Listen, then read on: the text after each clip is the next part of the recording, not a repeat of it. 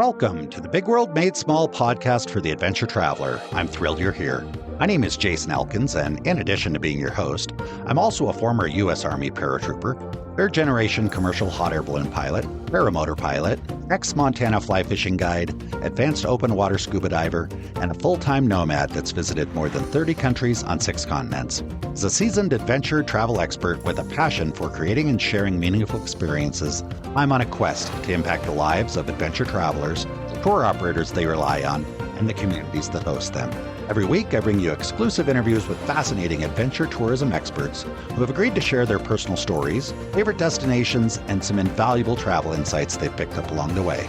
We'll enjoy a casual conversation, create some connections, and likely share some laughs. It's my hope that by the end of each episode, this big world will feel just a bit smaller. Let's get started, shall we?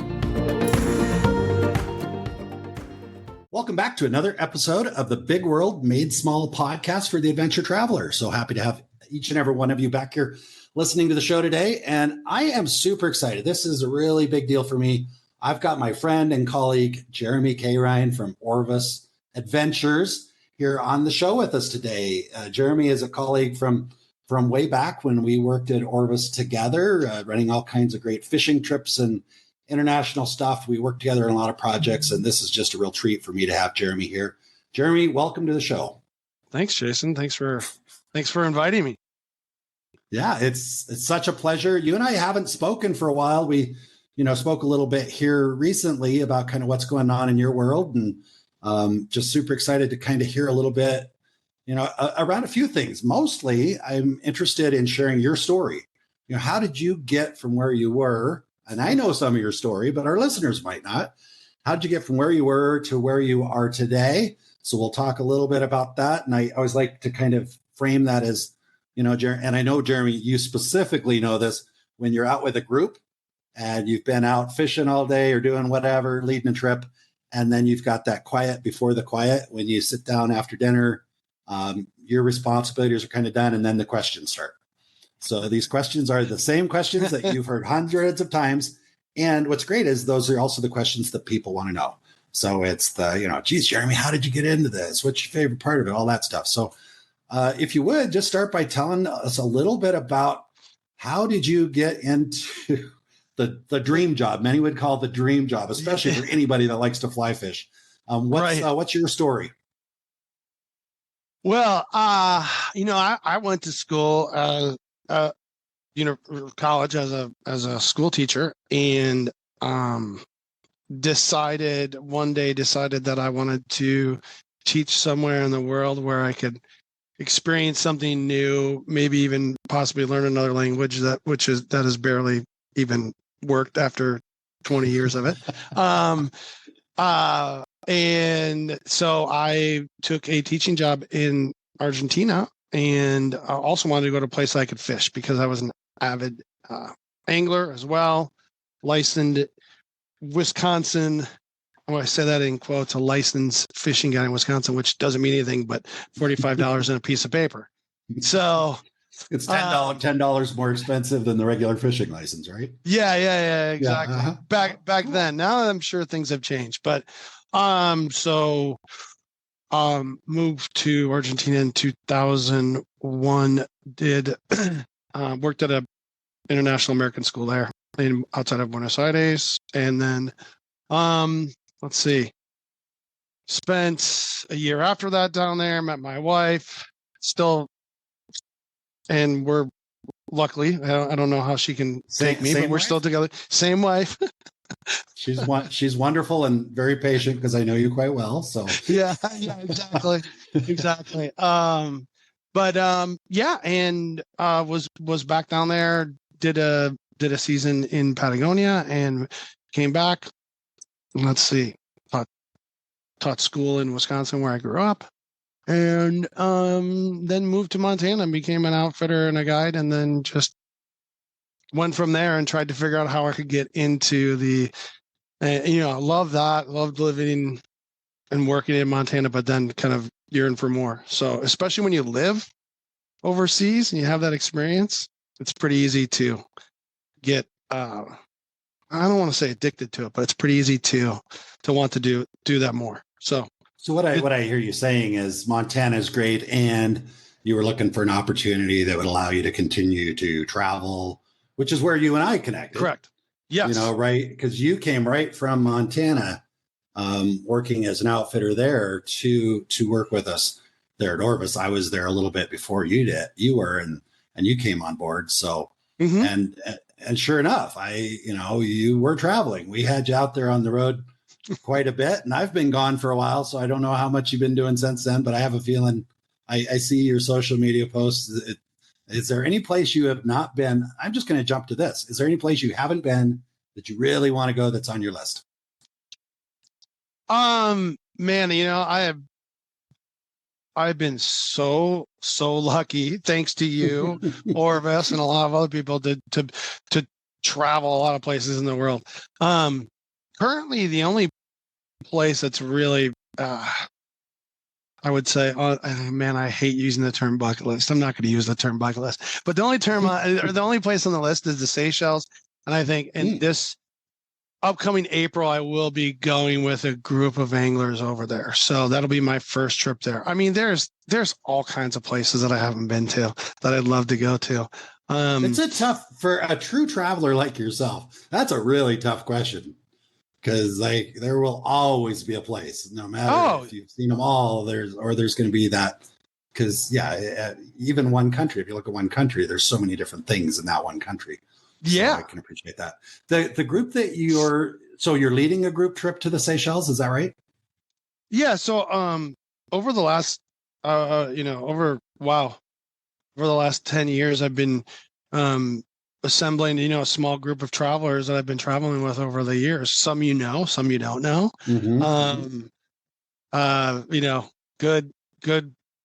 Good friends and clients, Keith and Susan Hampton were some of them that Yep. It's been a while since I've traveled with them, but there's others that I've kind of met over the years, maybe after you left Orvis too. But they've become friends, travelers.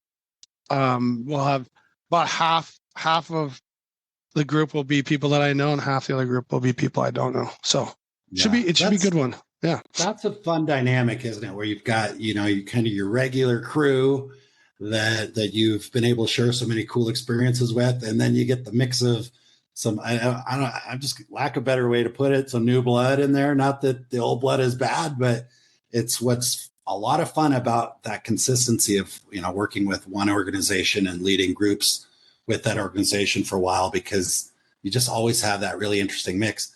And Jeremy, it's been fun for me because I watch you on social media. I watch Keith and Susan on social media as well.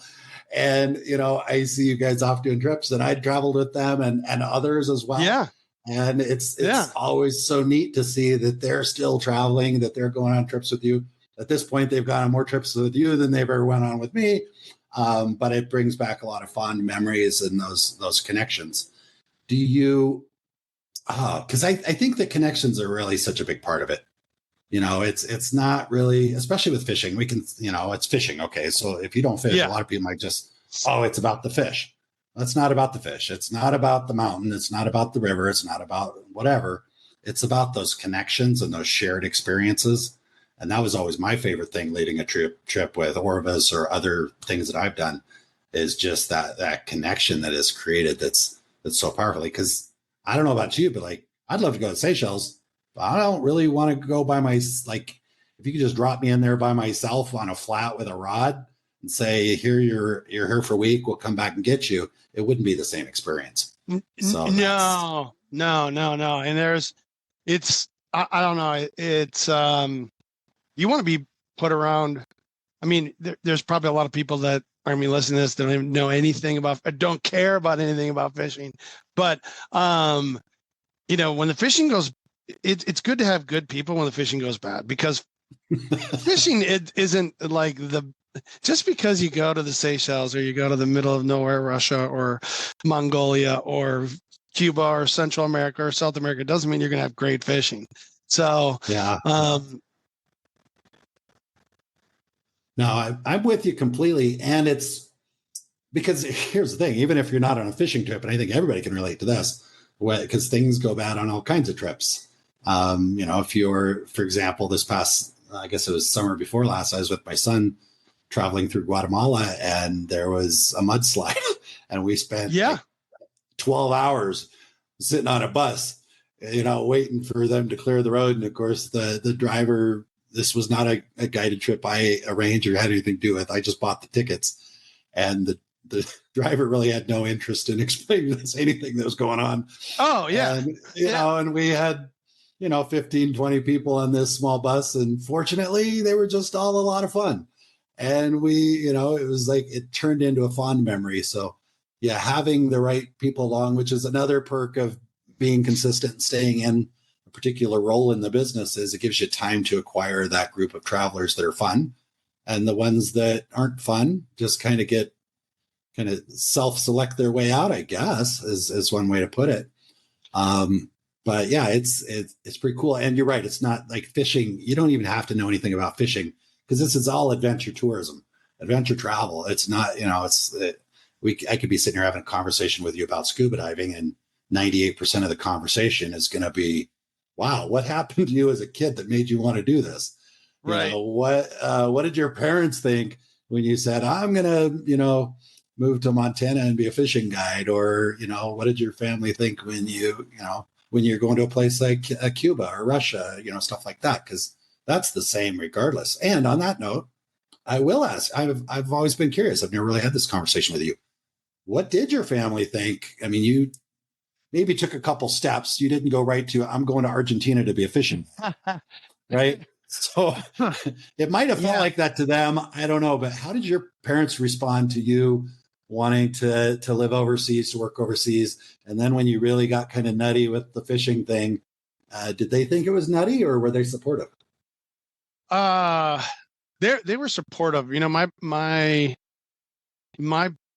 parents in the 60s spent time in Europe. My dad studied in Germany for a little bit. My mother worked for United Airlines, so they traveled. Like, that was back in the days when you can get a $50 first class ticket on the weekend, and they would, from Chicago fly to Paris for a long weekend. Nice. And so they kind of, they had that travel bug. And right before I decided to go to Argentina, we had spent the summer in Europe, and I had backpacked and traveled in Europe and spent a month with my family visiting. My father was born in Switzerland. Long story really short, my grandfather was an airplane mechanic, and after World War II, he was sent to Switzerland to repair airplanes from the war. And so my father was born there, and so we were back there visiting all my grandfather's friends, because he had and it was a great excuse to go to Europe. So I had spent two months with my family, and a month, maybe a little even more, just with my brother backpacking around Europe and just traveling. And that was when I decided, I was like, yeah, this small town Wisconsin thing is cool. It's fine. I grew up here, but I think it's time to get out and see the rest of the world. And so they were always, to answer your question, they were always supportive of it. Big time. So, my whole family. So, but it's been a long time since I've lived with, around, or near my family. So okay. Do what you want now anyway. Yeah. I mean, it's kind of, once that's done, you've taken that leap, you're in it forever. It seems like. So I would agree. And I've kind of had similar situations with my family, and it finally got to the point a couple of years ago. I sold all my stuff and I bought a one-way ticket to Colombia. And I've shared the story a couple of times that, my father was very adventurous. He quit his job as an accountant. He was, I guess, a CFO for a mining company in Wyoming, quit his job as an accountant and convinced the state of Wyoming to buy him a hot air balloon and started traveling with it. So that was pretty bold and adventurous. He was a scuba diver and caver. He just looked, growing up kind of in his shadow. I say in his shadow, felt like, wow, I just didn't know anybody that was so, some people might call it impulsive. I don't know. If he's listening to this, I'm not using that word, Dad. but just like he knew what he wanted, and it didn't fit the typical mold. And then when I got ready, I'd already traveled. I'd worked in the tourism business. I'd been some pretty cool places. And when I got ready to move to, I say move, come to Colombia 2 years ago, it was a one-way ticket, and I figured I'd stay a month. But he was concerned. The reason I'm bringing this up is because I do want to talk a little bit about safety, because you've seen enough different places, and that is a concern that people have. But when I came here, my dad copied and pasted the entire State Department warning off their website and sent it to me in a text. And I hope he's okay with me sharing this story. I felt very loved. I felt very like, okay, he really, not that I didn't think he cared about me, but I thought, okay, it's a nice gesture. And it was a moment for me of just kind of feeling grown up. It's like, oh, I'm doing something that even my dad is looking at and thinking, well, geez, maybe that's impulsive. And it probably was. I'm happy with the choice. I've visited a lot of places since then. I happen to be back in Colombia right now because I love it. And I also realized that there's a lot of people. Actually, my first opportunity to visit Colombia was when I worked for Orvis. And I don't remember if you had already joined the team or not, but I'd been invited to go look at a destination here in the country by a tour operator. And I remember there was some conversation. My wife was not having it. She's like, no, I don't think so. You're not going. And, even the folks at Orvis were like, well, I'm not sure we can justify this. And I'm not sure the insurance covers it if you get kidnapped. And we had all these stories that kept me from going. So it's not a big surprise that years later, when I found myself divorced and really without a job, I guess at the time, self-employed, that the first place I decided to start my journey was Colombia. And long way to bring up the conversation of safety, because I know that you have had clients that have gone on trips with you to places specifically because they felt safe with you. And they're like, if Jeremy is comfortable there, if we're going to be with Jeremy, okay, fine, we'll go. We don't want to go by ourselves or whatever. And then maybe once they get there, the attitude changes. Do you have any stories or any insights for people that maybe kind of fall into that same camp, and share with us what happens when you go to one of these places and your clients are like, oh, wait a minute, this is not what I expected? Yeah. And I don't know if I'll say this is that I'd be hard pressed. I'm not going to travel to a place that I feel is going to be unsafe. I have an 8-year-old daughter. So, and yet, have you been to Cuba? Yes. Yeah. Have you gone to Russia? I know you've been to Mongolia. Yeah. Russia, Mongolia, Korea, a lot of places in South America, a lot of different places, Mexico, all those other, it's, I don't know. I'm pointing that out, Jeremy, because I'm not saying you shouldn't have gone to any of those places with an 8-year-old. I'm just pointing out, anybody that's listening to this, is what you said. What I heard you say was, I'm not going to go any place that I think I'm not going to be able to come back from. Yeah. Right. Because I have responsibilities. And that's why I wanted to point out some of those countries, because some of those places I named are places that if you haven't traveled much, you might think, I'm not going to do that for the same reason. So I just wanted to point that out. So right. Yeah, absolutely. And so there was a trip we went to Mongolia a couple of years ago, and I say a couple of years ago, and it's probably more than that, but there was a height of threats, like there always is with North Korea and South Korea. But to the point where people were starting to get worried, we started working with a medical evacuation company called Global Rescue years ago, and they have a securities team, and so I actually used them, and I said, hey, what do you think? This, like, I can't answer these. People are going to be worried about different things. I might be more relaxed than a lot of other people because I want to go and I want to do things and see things. But in this case, I talked to the guy and I felt pretty confident. He's, it's all these. ex-military security people, and they kind of gave me the rundown. They're like, the chance of something happening when you're in South Korea for 2 days is, like a 0.001% chance. So I told everyone that. But if it does, we're going to send in the Green Berets and take you out by helicopter. Huh? Yeah, I mean, well, that's what everyone thinks, right? But I mean,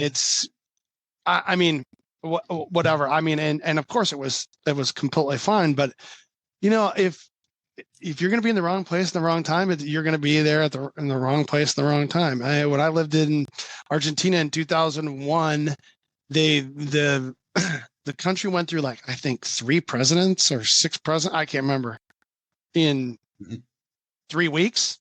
Mm-hmm. And there are protests, and everyone, like my friends from back home, were saying, like, "Oh my God, are you safe? Is everything okay?" I'm like, yeah. In fact, I'm just out at the bar having a beer with a bunch of friends, and we're having a great time. I don't know what do you mean? Oh, well, we see this, So there's a lot of this, that it's really hard. I mean, with social media and our phones and computers and the internet these days, we get instantaneous news. So yeah, and when's the last time you saw a real positive, feel good story about how great it is in Buenos Aires or Medellin, Colombia, or Mexico City? Yeah, if you're not looking for it, if you're really into adventure tourism and you're looking for it, you can find some cool stuff, because there's plenty of people out there that'll talk about how great these places are. But if you're just kind of passively paying attention to the news or social media, it's no one like. If as many people that watch it, it's amazing that anybody travels, because it's full of a lot of negative stuff. And Colombia is a good example. There was some really unpleasant things happening here for quite a long time that the news reported on as I was growing up. I grew up watching that. It's part of why my dad was concerned, because while he was raising me, that's what was on the news, was Colombia, or and then when things, tend to resolve themselves, because things change. I don't know if it always is for the better, but things change. And then you just kind of quit hearing about it. It's not like they come on and they don't do the, where are they now type of news broadcasts about countries.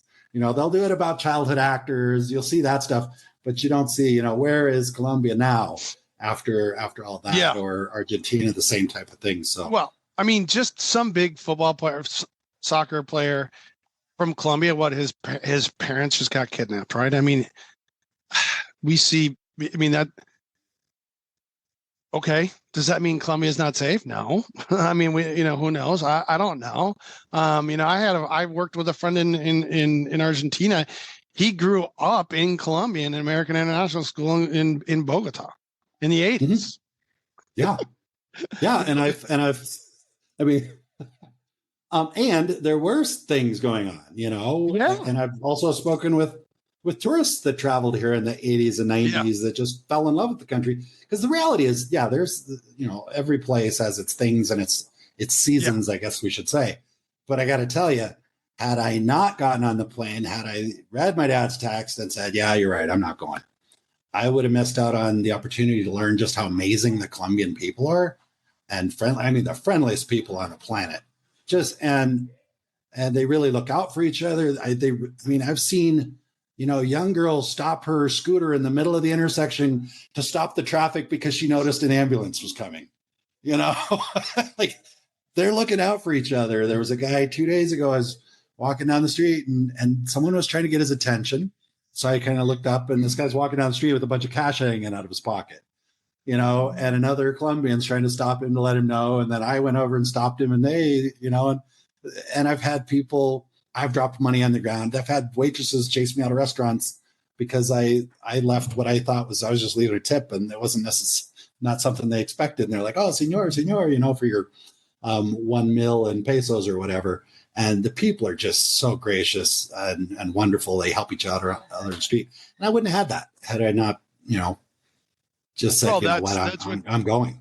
That's what I think what keeps people going is the culture, the experience, whether it's different. I mean, there's just I've experienced a lot of different cultures and just different things in different places of the planet that keeps my faith in humanity. You know, I mean, it really does.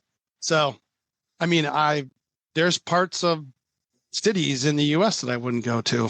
Then, Jeremy, I don't know if you were at Orvis already, but I remember I was having a conversation with a client, and I'd suggested Belize. He was looking for a place to go saltwater fly fishing. Mm-hmm. And I said, yeah, Belize. And he came back a couple of days later, and I said, okay, do you have any more questions? He's like, I'm really concerned because I read an article about something that happened on the border between Belize and Guatemala. A bus hijacked or something. I think it was a few years earlier. And I just had a hunch. I didn't know where the guy's from, but I was curious. I said, I'm just curious, where do you live? And he said, I live in Oakland. and like a week earlier, and it was why I remember it so much, is a week earlier, they'd had the big shootout where a few cops had, unfortunately had lost their lives. And he lives there. And people can make any choice they want to make. I'm not judging his choice or decisions to go anyplace, but it's just interesting how when it's close, we kind of get it. It's like, okay, if something bad happens in my city, I can get my head around it because I can understand, well, that neighborhood's really bad, or this is something that I'm just used to seeing. But when it's another country, another culture that we aren't familiar with, it's all we can do is latch onto that because we haven't seen the amazing things as well. So we latch onto those things. And that was kind of always a really interesting, thing that I remember coming up. So. Yeah. And I think you bring up a good point because it's like every time I talk to my family down in Argentina, they always tell me how dangerous it is. They always tell me how dangerous it is. When I go there, I don't feel threatened. I don't know. So it's there's they're telling you how dangerous it is in Argentina. Yeah. I mean, it's a big city. It's 40% poverty right now. There's a lot of issues, but but here let's put it this way too, is I think that we all have our own idea of safety. And I can tell you there's people right now that don't want to travel. Why? Because of what's happening in the Middle East, or I even had someone ask me if there's going to be a civil war in Argentina. Because there's an election coming up, and all these other things. It's amazing what we tell or what we convince ourselves of what's safe and what's not safe. So I think that's a huge thing, and that's a big factor of once you take that step and you live in another country, it helps you feel safe when you travel. 9/11 happened when I was in Argentina, and I've never, I felt scared when I was there, and it was weird because why would I? But I saw everything from afar. So that was a very, interesting time. I think fear and these things are completely normal. Yeah. So, I can say, well, that guy in Oakland was afraid to go to Belize. What's wrong with him? I'm not saying that at all. Yeah. I get it. And I also think that when you travel and when you get outside of your comfort zone, I don't know if I want to say the world feels safer, but that's been my experience. The more I travel, the more places I see, actually, like you said, it restores my faith in humanity. When I go to, I spent some time in Malaysia this past spring.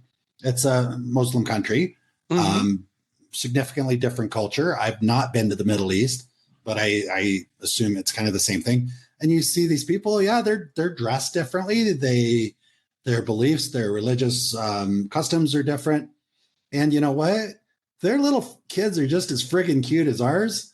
And watching them walk down the street, maybe in a burqa or whatever, holding their kids' hands, and the kids are happy, and they, it's just like, oh, okay, this is, I get to expose myself to that in order to, well, the name of my brand, Big World Made Small, right? It's all about how do we make this big world that can feel very overwhelming, feel a little bit smaller through travel. And I think that's, I know that this is not the conversation you and I had planned to have, And I really, I appreciate that you are having it, because you do have some interesting insights that others don't, that maybe people are listening to this. And the other thing that came up for me is people here in Colombia, when I tell them where I'm from, like I'll ask them quite often. I like to ask people, if you could go anywhere, where would it be? And in Colombia, I hear a lot of Switzerland, actually. Like 90% of them like Switzerland, and the rest are maybe Spain. And I say, what about America? And they're like, I would like to go to America, but it's dangerous. Like, these are Colombians telling me I don't, because they think everybody has a gun, and every day, a school in every town is being shot up. And those are horrible things. I'm not discounting when it happens and how horrible it is. Yeah. But I'm just highlighting the differences in perspective, because also these are people that have never been to the United States. So of course they think that. I can't imagine not thinking that. I can't imagine thinking something else. I've also told local Colombians that I'm heading off to Mexico. And they're like, oh, you shouldn't go to Mexico. Mexico's really dangerous. So this is not a unique thing to Americans when we look out at the rest of the world and say all these other places are dangerous.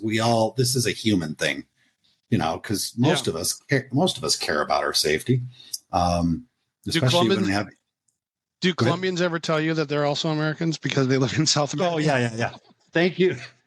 So anybody that's listening, yes, I am aware of it. Actually, the other day I was having a conversation, and someone said that they were doing some trips to Costa Rica. We were talking about all the different places. She said Costa Rica, and I said, well, how about anything else in South America? And as soon as the words left my mouth, it was like, I mean, Latin America. But yes, they definitely are proud to be Americans. And half the time, they get it. If they say, they say, where are you from? I say America. I don't get weird looks. But I also don't say anything about how great America is. I'm not down here promoting how great North America is. I'm here in their culture.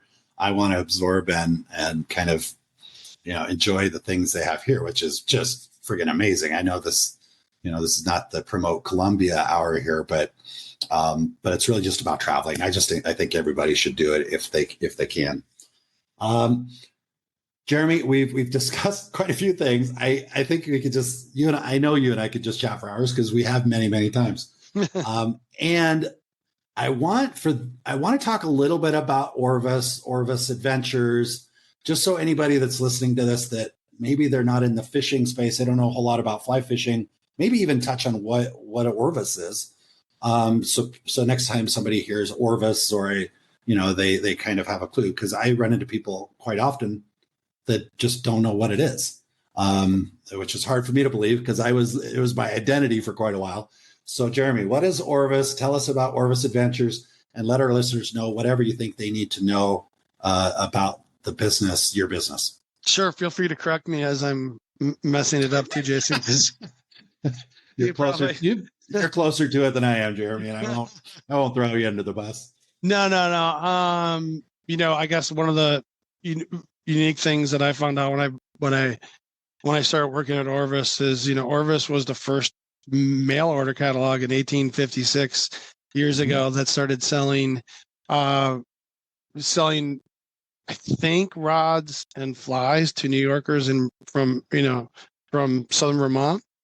And it then became morphed into kind of what it is to now, or even into the 60s, when the current family, the Perkins family, bought it, in a mail order company that not only sold fishing tackle, rods, reels, lines, flies, but then also kind of got into some of the home goods stuff too. So, and even soft goods, from clothing to all sorts of other things. So we are a part. Orvis Adventures is now a part of Orvis that was started and you probably even know the history better than I do, but it was started 30 years ago, maybe even more now, as teamed up to sell gear to people on trips.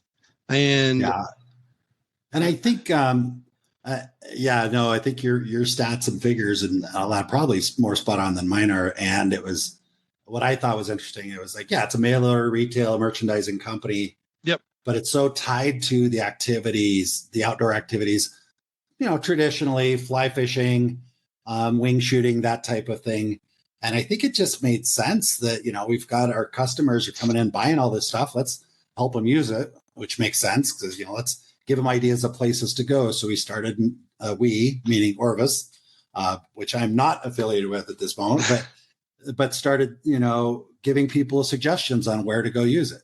It's actually like, if you think about it, it's the Michelin. I just heard recently, Michelin, the tire company, I had no clue about this until recently, so I'm going to share it, that the Michelin tire company was looking for reasons to encourage people to drive more, because the more they drove, the more they wore down the tires, which were fairly soft back in the beginning, and then they were able to sell more tires. So They came up with the whole Michelin star thing for restaurants to encourage people to drive. And a 1-star restaurant was, I guess it was basically recommended if you're there, like, hey, this is a good restaurant if you just happen to be there. A 2-star would be that it warranted a detour. And a 3-star was, this place is so good that it warrants a specific trip. So it's kind of like that in the sense that Orvis is like, Orvis, we're selling flies, and anybody that doesn't know anything about fly fishing, flies, you don't come back with the same number of flies you're left with. You're always buying more flies. Every time you go on a fly fishing trip, you buy probably $100 worth of flies if you're like me. So it made sense that Orvis would say, there's great fishing. They even have fishing reports, now on the website to say, hey, there's great fishing going on up here. You should, pack up and go up there. And of course, we probably have an Orvis dealer right on the side of the river. So it made a lot of sense to do that. And yeah, and then I think one thing we're missing too is we talked, like you said with the Michelin. I mean, years ago, was in the 80s, 90s. I'm not really good with my Orvis history, but they started the endorsement program, and that has become a huge thing too. That seal or mark of the fact was that it the good housekeeping? I remember when I was chatting with lodges and outfitters, it's like, hey, it's like the good housekeeping seal of approval. And of course, most of them would look at me crazy because they're outside the country and they're like, what are you talking about? Yeah. But, most of our listeners can, the Orvis endorsement is basically the good housekeeping seal of approval when it comes to outdoor operators. Is kind of the way I saw it. Riel Chateau and all those other, marks of excellence, if you want to so call it. Yeah. And so that's become a big part. So not only that, so our Orvis Adventures is encompassed with that. Schools are another thing. We've been pretty aggressive with teaching people how to fish, because more people you teach how to fish, the more stuff you sell and people buy. So, and then they want to go on trips. And Jeremy, they want to conserve the environment. They want to preserve the environment, because if they like to fish, they want to keep it around, so they're more likely to make good decisions. Correct. And so, and in all honesty, that's what I was going to get to. And the kind of the last section part of this is that, that is a part of fly fishing more than any other angling sport, if you still want to call it. And I'm not really sure why that is, but I mean, I think it goes back to the whole Lee Wolf thing of, learning how to catch and release, and, you catch a fish and you put it back, someone else can catch it. So I wonder if it's because you really need to work a little bit. Not to say that somebody can't go out on their first trip with a guide or something and catch fish, because they can. Yeah. And I wonder if part of it just has to do with the amount of time and effort that some people and resources that some people will put into catching fish. It becomes a little less about the fish, a little bit more about, Yeah, right? No, 100, maybe? 100. Yeah, no, a little bit more about the skill set and the learning and the social, because there are social elements. And of course, trout live in beautiful places. So it's like, okay, that makes sense. So I'm there for the mountains. And I know earlier I said it's not about the mountains, but I'm there for the natural environment and what that does for my soul, my connection with myself and the environment. And it's really not about like putting a fish on a plate. where most of us, many of us, I know I did. I grew up fishing with my grandpa. There was no real thought and effort into what's the most complicated way we can find to catch this fish. It was, we're going to go catch fish. We're going to bring them home. We're going to put them in the freezer and we're going to eat fish. That's just the way it was. So it's a total, I think that's where fly fishing kind of went a different direction. And it's just so much more about the challenge. And, that's why you see the guys, some people that don't know, like, they see the pictures of guys holding up fish. They don't get it. It's like, look what I was able to accomplish as they release it back into the water. So anybody that thinks fishing is kind of gross, barbaric, whatever, okay, that's fine. Everybody can have their opinion.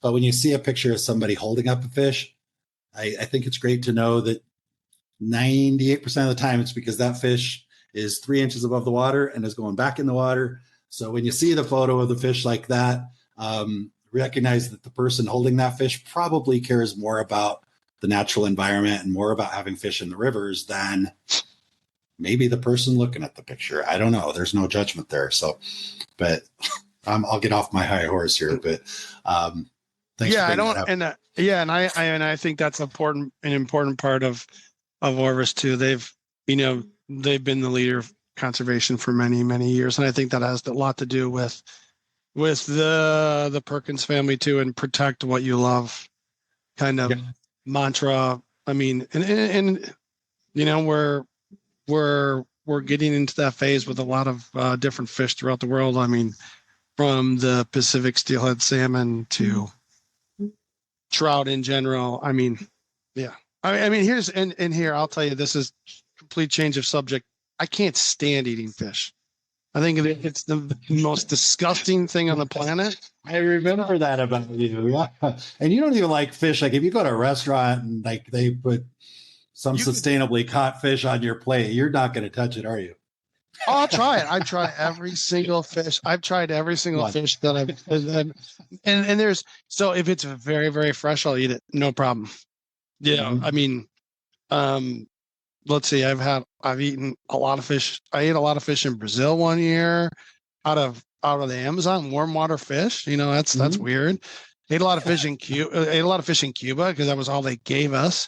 Where else did I have it? It wasn't bad. But I mean, anyway, I mean, I try it. It can't be fishy. As soon as it's frozen or it sits for a little bit, I'm done. Can't do it.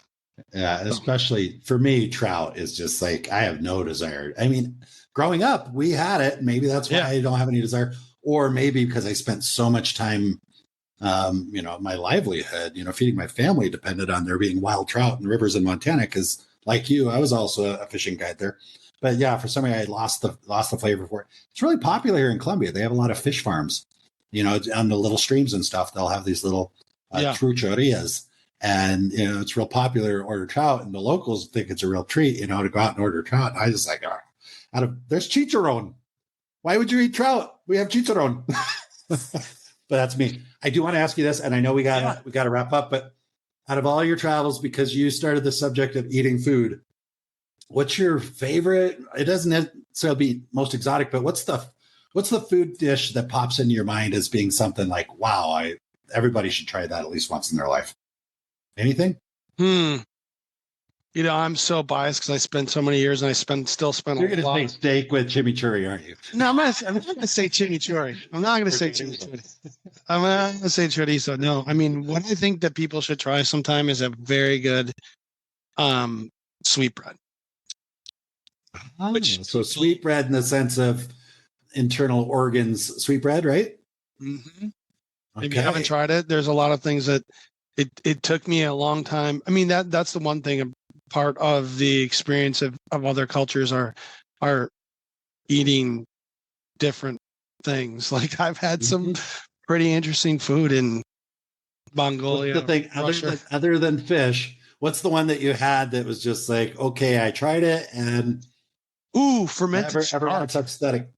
Fermented shark. Is that like in Scandinavia? In Iceland, yeah. Fermented shark. That's one I've seen them. I've seen some of the process there.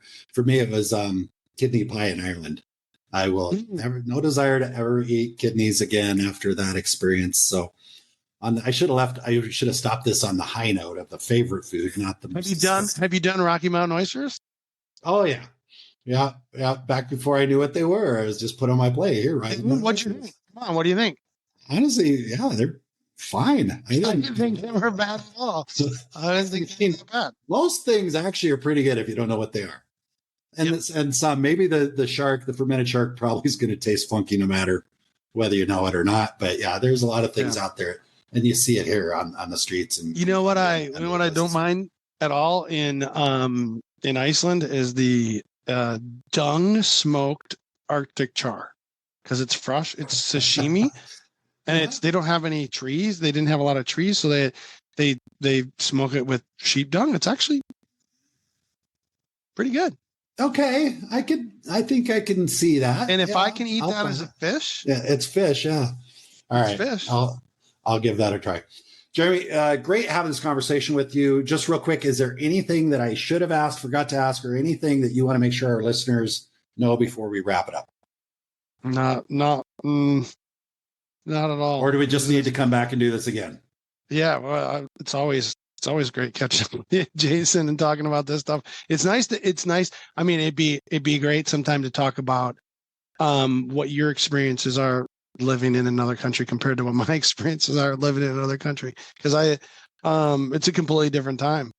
I think we chatted about it earlier. I mean, I don't know. It's I remember still reading a newspaper when I was living overseas. It's fascinating. Maybe what we'll do, Jeremy, is we'll come back, and next time I'll move we're on a Zoom call for those of you listening. We'll move the panels. We'll just swap them out, and then you can, although I did talk a lot in this conversation, you can interview me. So that would be a lot of fun. So cool. Jeremy, thank you so much for joining the Big World Made Small Adventure Travel Podcast, and look forward to seeing you and hearing more from you again soon. And if anybody's, you'll have the website link. Reach out to Jeremy, this trip to the Seychelles. Jeremy would be a lot of fun to travel with, whether it's this trip or a different trip. There's a reason that he's got the following that he does. He's definitely one of the best in the industry. So highly recommend that. Well, Jeremy, learn from the best, right? So, Jason. You're humble. Thank you very much. I appreciate you, Jeremy. I'll send the check later. There you go. Perfect. All right, man. You have a great day. Thanks for joining us. Thanks, Jason. Thanks for having me. I trust you enjoyed listening to the conversation as much as I enjoyed recording it. If you're enjoying the Big World Made Small podcast, please take a moment to tell the algorithm by subscribing and posting a review so that others can benefit as well. I also invite you to take a quick trip over to bigworldmadesmall.com and join our private adventure travel community to receive new episode notifications, special access to our guest experts, and perhaps even some exclusive partner offers that we haven't discussed on the podcast. I'll publish another episode soon. Until then, keep exploring. It's the best way to make a big world feel just a bit smaller.